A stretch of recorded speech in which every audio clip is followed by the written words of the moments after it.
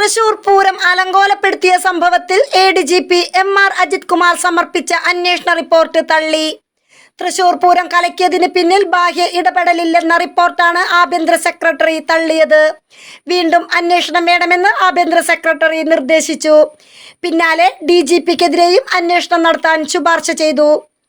DGP ഉന്നയിച്ച കാര്യങ്ങളിലാണ് അന്വേഷണത്തിന് ശുപാർശ നൽകിയിരിക്കുന്നത്.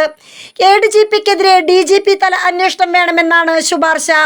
പൂരം കലക്കലിൽ മറ്റൊരു അന്വേഷണം കൂടി വേണമെന്നും നിർദ്ദേശമുണ്ട്. ക്രൈംബ്രാഞ്ച് മേധാവിയുടെ നേതൃത്വത്തിൽ അന്വേഷണം വന്നേക്കും. ഇന്നലെ നടന്ന സംസ്ഥാന ക്യാബിനറ്റ് യോഗത്തിലടക്കം ADGPയുടെ റിപ്പോർട്ടിനെതിരെ CPI വലിയ വിമർശനമുയർത്തിയിരുന്നു. പിന്നാലെയാണ് റിപ്പോർട്ട് തള്ളി പുതിയ അന്വേഷണത്തിന് സാഹചര്യമൊരുങ്ങിയത്.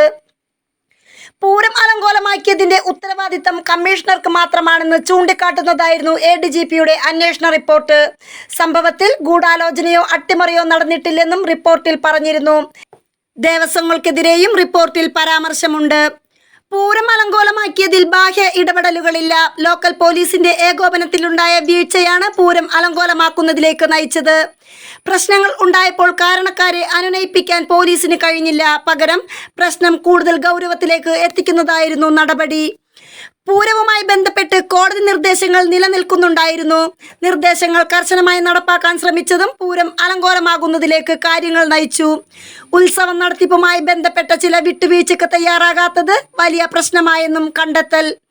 അന്വേഷണത്തിന് ഉത്തരവിട്ട് 5 മാസങ്ങൾക്ക് ശേഷമാണ് ഏറെ രാഷ്ട്രീയ വിവാദങ്ങൾക്ക് കാരണമായ അന്വേഷണ report ADGP MR Ajith Kumar DGPക്ക് കൈമാറിയത്. News desk മലയാളാക്ഷരം.